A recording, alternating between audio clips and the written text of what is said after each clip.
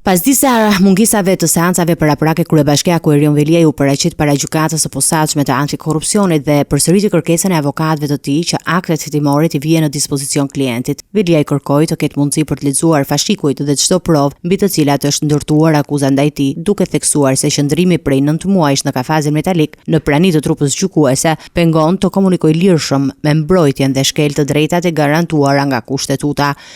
Gjatë gjithë këtyre muajve kam kërkuar vetëm të drejta alimentare, të drejta që Kushtetuta e Republikës së Shqipërisë ja garanton çdo qytetari pa përjashtim, por që për mua deri më sot nuk është bërë mundur t'i ushtroj. Kam kërkuar dinjitet dhe të kem akses të plot, të pakufizuar dhe real, si dhe kohën e kushtet e nevojshme për të lexuar aktet, provat dhe çdo deklarim mbi të cilat është ndërtuar akuza që më ka sjell para jush dhe më ka vendosur në izolim. Fakti që mua personalisht nuk më është vënë ende në dispozicion një kopje fizike e akteve, si dhe koha minimale për të njohur me një akuzë të ndërtuar mbi rreth 60.000 faqe, flet qartë për fatin procedurial që po i përgatitet këtij procesi. Gjykata pranoi që Velia të studiojë fotokopjet e fashikujve, por jo përmes një kompjuteri, duke caktuar kështu një kompromis në mënyrën e qasjes në dokumente. Kryebashkiaku paralajmëroi se mungesa e aksesit të plot në provat e dosjes mund ta kthejë procesin nga një gjykim i drejtë në një procedurë formale, ku volumi i akteve zëvendëson dijenin dhe mungesën e aksesit, e cila zëvendëson mbrojtjen. Ai është drejtuar edhe gjykatës kushtetuese, nga e cila kërkon heqjen e masave të arrestit me burg.